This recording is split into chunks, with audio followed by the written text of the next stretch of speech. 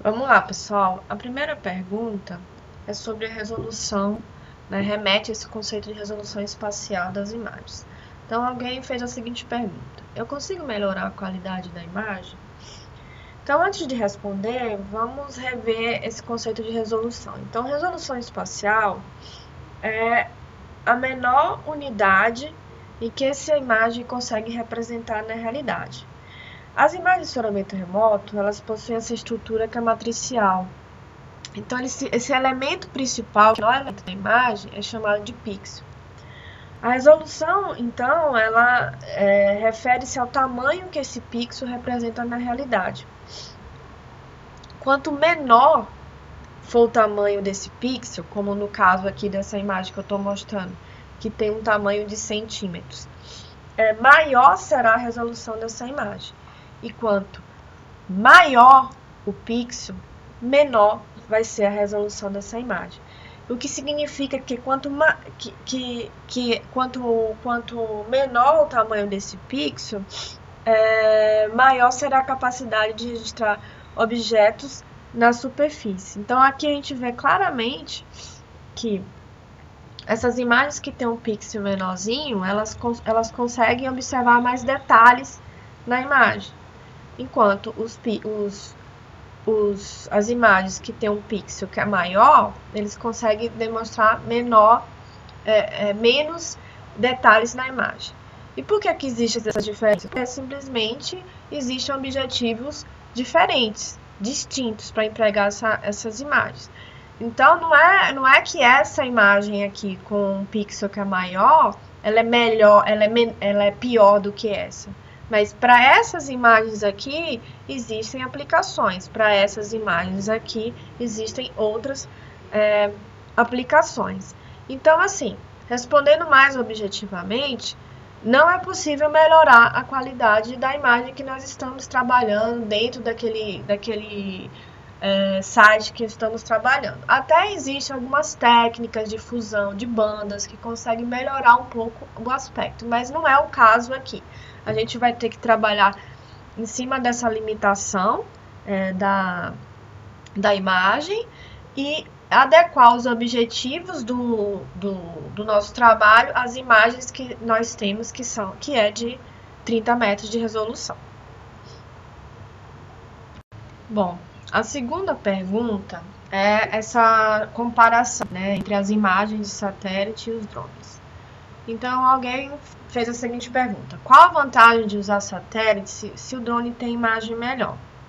Então, isso vem também um pouco daquilo que a gente acabou de falar no vídeo relacionado à resolução espacial, que nem sempre essa grande resolução, né, esse nível de detalhes é bem-vindo, é necessário, isso depende muito do estudo.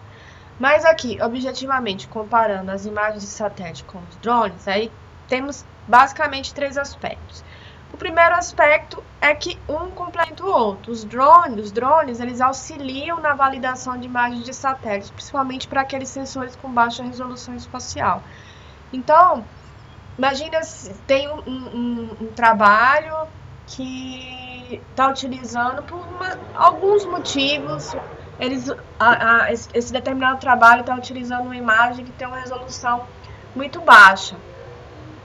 Então, para garantir que aquilo que a pessoa o intérprete está mapeando na imagem é realmente aquilo que é observado na realidade, então algumas amostras na imagem daquilo que foi mapeado são coletadas e comparadas com imagens dos drones para fazer um tipo de validação, porque os drones eles são como fotos praticamente, né? Então você compara aquilo que você interpretou na imagem que é de baixa resolução, que você não consegue ter tanta certeza do que é aquilo que está sendo mapeado, com uma imagem do drone que é bastante nítido, então dá para ter certeza realmente daquilo que está sendo mapeado. E daí você tem uma estatística, né, de acerto e de erro do seu mapeamento.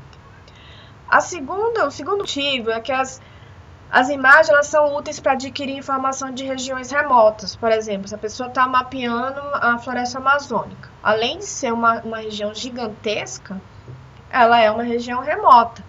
Então, isso não é possível você fazer esse mapeamento, né, utilizando apenas um drone. Então, imagina, o mapeamento do desmatamento na Amazônia é feito em São Paulo. Então, você tem intérpretes que estão locados em São Paulo que utilizam essas imagens para fazer o mapeamento. Eventualmente, essas equipes podem ir a campo, né, e fazer esse tipo de validação que eu acabei de explicar. Então, cobrir uma área como a Amazônia, por exemplo, com um drone para fazer um mapeamento que é sistemático, ou seja, que é feito a cada mês, a cada dia ou a cada ano, temos sistemas para tudo isso. Fazer isso através de drone é inviável. Então, a última questão é porque as imagens elas podem ser úteis também para adquirir imagens do passado. Então, a partir, por exemplo, o Landsat ele começou a imagiar a superfície da Terra na década de 70. Então, temos imagens disponíveis de drones para essa época. Então, com essas imagens de satélite, você consegue recuperar essas informações pretéritas, né, do passado que podem ser úteis, né, em algum tipo de estudo, por exemplo, que esteja avaliando a evolução de uma cidade, né, o avanço da cidade sobre as áreas verdes. Então você pega lá, você consegue pegar imagens dos anos 90, do início dos anos 2000 e que talvez com drone você consegue acompanhar essa evolução e que com drone provavelmente você não vai ter essa série histórica. Bom, pessoal, a outra questão é sobre a frequência de passagem do satélite e como que é feita essa contagem. Então, isso remete ao conceito de resolução temporal, que é justamente essa frequência de passagem do satélite numa mesma região. No caso do CIBRS, essa revisita, né, é de 26 dias, o que significa que o satélite leva 26 dias para realizar outra passagem pela mesma região.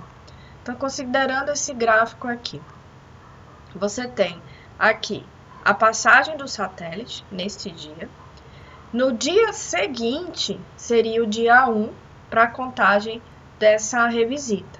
Então, aqui, sendo o dia 1, você conta 26 e no 26º dia, esse satélite passa novamente.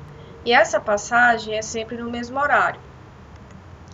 E daí nós vamos para outra pergunta, né, que alguém tem dúvidas sobre o horário que esse satélite passa. Então, esse horário é sempre o mesmo.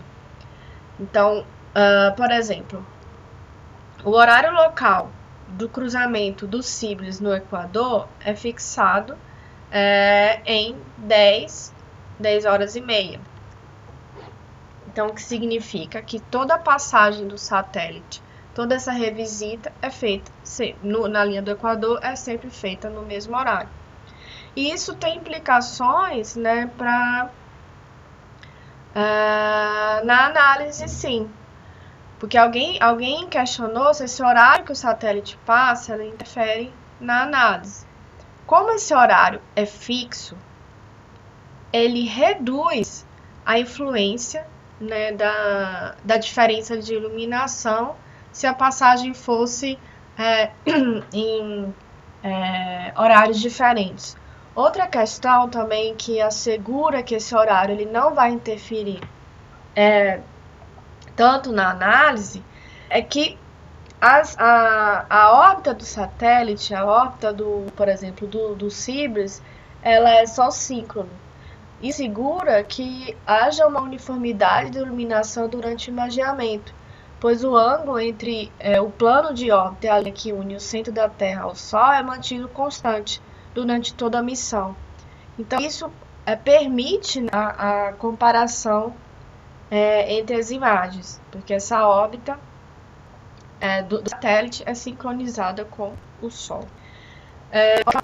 Alguém também relacionado ao horário,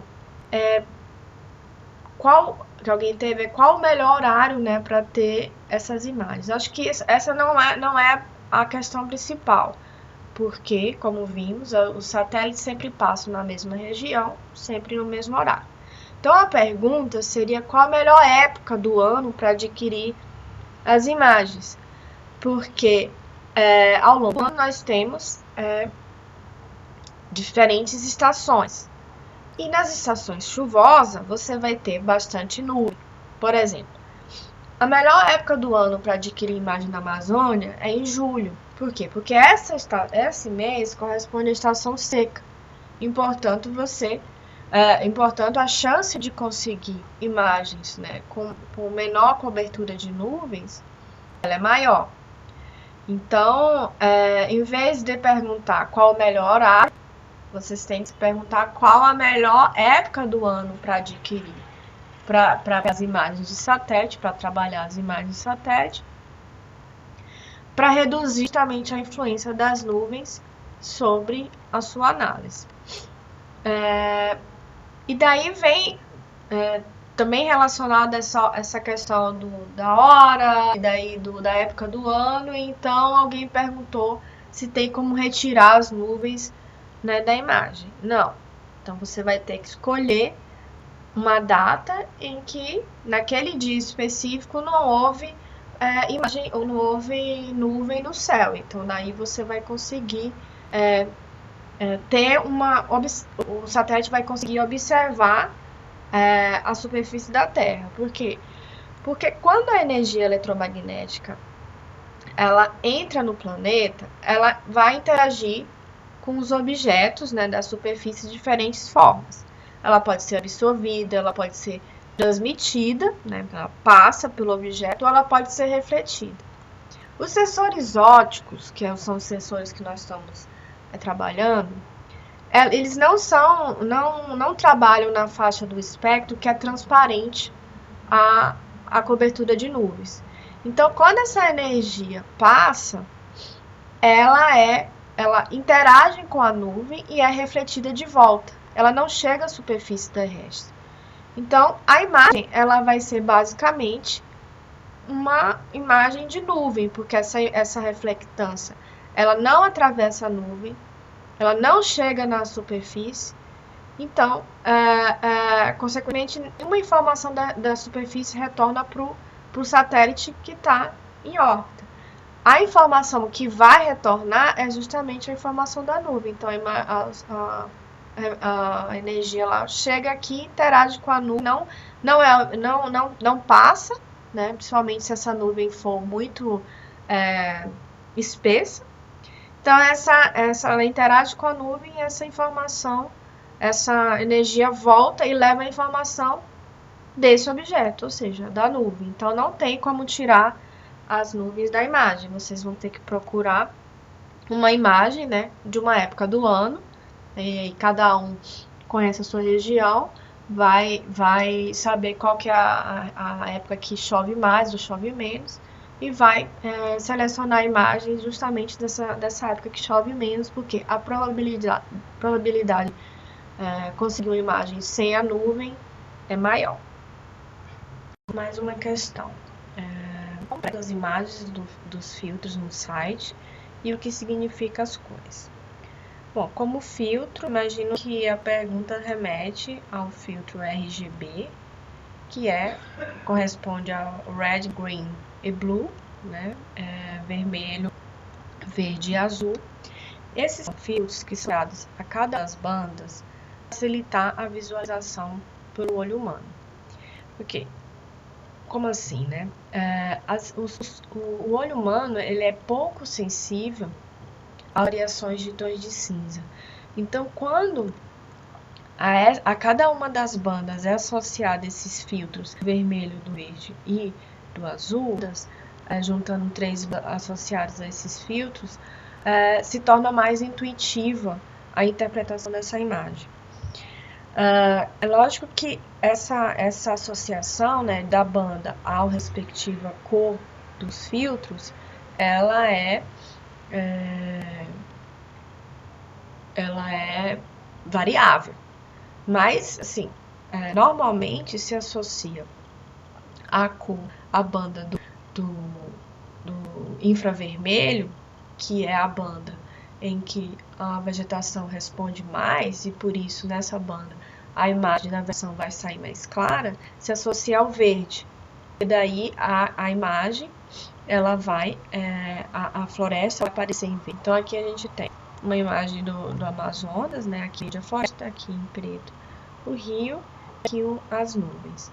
Então aqui pergunta, por que a vegetação aparece verde? Porque a banda em que a vegetação mais é o filtro verde. De forma similar, por que ela aparece em vermelho? Aqui é vermelho. Por que ela aparece em vermelho? Porque a banda em que a vegetação mais reflete, que é a banda do infravermelho, foi associado o filtro vermelho. Então, para tornar mais claro, vamos observar aqui o comportamento espectral da vegetação. A forma como a vegetação interage com a energia eletromagnética. Essa curva aqui, você vê que aqui tem 3 tipos de espécies, mas todas respondem, né, aqui é o comprimento de onda, a reflectância, ou seja, aquilo que a folha reflete de volta para o sensor. E vocês podem perceber que a curva é similar, ela só vai aumentar ou diminuir de acordo com o tipo de vegetação, se está sadia ou se não está, enfim. Mas a forma dela vai ser sempre essa, uma vegetação viva, né? Então aqui a gente tem alguns pontos de absorção da vegetação na região da energia, na região do visível, e aqui um pico, né, de reflectância no vermelho, e aqui essa região aqui corresponde ao vermelho, e você vê que a vegetação ela reflete muito no infravermelho, nas ondas do infravermelho, reflete mais do que os comprimentos do visível. E aqui principalmente em função da estrutura da planta, né, da folha, e aqui alguns pontos de absorção. Mas por que a gente enxerga a vegetação em verde? Porque os olhos humanos eles não conseguem enxergar o infravermelho. Então, apesar dela refletir mais, a vegetação refletir mais nesse comprimento de onda, o olho humano não consegue enxergar. Então, por isso que a gente enxerga a vegetação em verde, né? Na verdade, no começo eu falei vermelho, né? Que ela refletia no vermelho, mas não. Aqui é o verde. Então, por isso que a gente enxerga a vegetação em verde. E alguém perguntou como que funciona a imagem em infravermelho. Ela funciona como qualquer outra banda, né, do espectro eletromagnético. Ela não tem nenhuma propriedade especial em relação às outras. Ela é propícia para o mapeamento da vegetação, porque é nessa região que a vegetação mais reflete. Então, por isso que essa banda normalmente é utilizada para análise da vegetação. E normalmente é associada o filtro verde para que se torne mais intuitiva a interpretação dessa imagem. Apesar que aqui, para alguns tipos de vegetação, como no cerrado, alguns intérpretes preferem associar a banda do infravermelho, que é onde a vegetação mais responde, ao filtro verde, porque entendem que assim eles conseguem distinguir melhor as áreas de vegetação e as áreas de desmatamento. Bom, a última questão é sobre utilizar essas imagens, né, Landsat sensíveis para detectar poluição. Bom, de forma mais objetiva, né, nessa etapa que estamos, usando as ferramentas que temos, eu diria que essas imagens não são adequadas para analisar a poluição, porque precisaria de técnicas mais avançadas, comparação de dados, junção de dados de diferentes fontes para poder fazer qualquer tipo de análise. Se alguém quiser ainda trabalhar com isso, mas eu imagino que vocês estão falando de poluição do ar, pode trabalhar com queimadas, porque a fumaça das queimadas, elas são detectáveis através desses satélites, porque se elas forem bastante densas, elas vão funcionar como uma barreira, assim como as nuvens. Mas para demais situações, a minha indicação é você utilizar os elementos de interpretação, que é tonalidade, cor, textura, sombra, forma, altura, padrão e contexto, para interpretar as imagens, né? E detectar os alvos e daí desenvolver algum trabalho em cima disso. Então, aqui um exemplo, você tem a organização espacial dos talhões. Aqui em imagem você tem os talhões, aqui em verde você tem a floresta, aqui um rio, né? Isso tudo você vai tentando identificar, juntando o conhecimento sobre esses elementos, né? Como que a gente interpreta alvos numa imagem e também o conhecimento da sua região. Então eu sei que isso aqui é um talhão de soja, não porque eu sei que pela imagem eu consigo identificar que é só olhando, isso aqui é com certeza 100% soja, porque eu sei que nessa região do Mato Grosso planta-se muita soja. Pelo formato do talhão, eu consigo saber que é uma agricultura e não um pasto, né? A forma como reflete. Mas o tipo de cultura, isso quem me diz, né, só olhando assim, é difícil saber. Mas como eu conheço a área, eu consigo juntar as duas informações, a interpretação de imagem e o conhecimento da área. Aqui é a mesma coisa, né? Você vê as imagens, você vê aqui o Parque do Xingu. Então, aqui na área do indígena você vê a floresta, os rios, e aqui fora da área indígena você vê os talhões de soja. Só uma observação, só para fechar aqui a nossa conversa. Se alguém tiver acesso a outros tipos de imagem que não seja Cibers Landsat e consiga mexer com essas imagens e saiba mexer em softwares de processamento de imagens, fica à vontade para poder utilizar. Aquelas imagens, aquele site, foi uma forma didática de mostrar para vocês um pouco das imagens e também a questão dos filtros, né, como que funciona. E as composições, né, as bandas e tal. Vocês verem lá, tem vários tipos de combinação, cada uma para um tipo de uso, né? Então, mas se vocês tiverem acesso a outro tipo de imagem, fiquem à vontade para utilizar. Então é isso. Se ainda tiverem algum tipo de dúvida, vão mandando as questões ou manda mensagem pelo WhatsApp.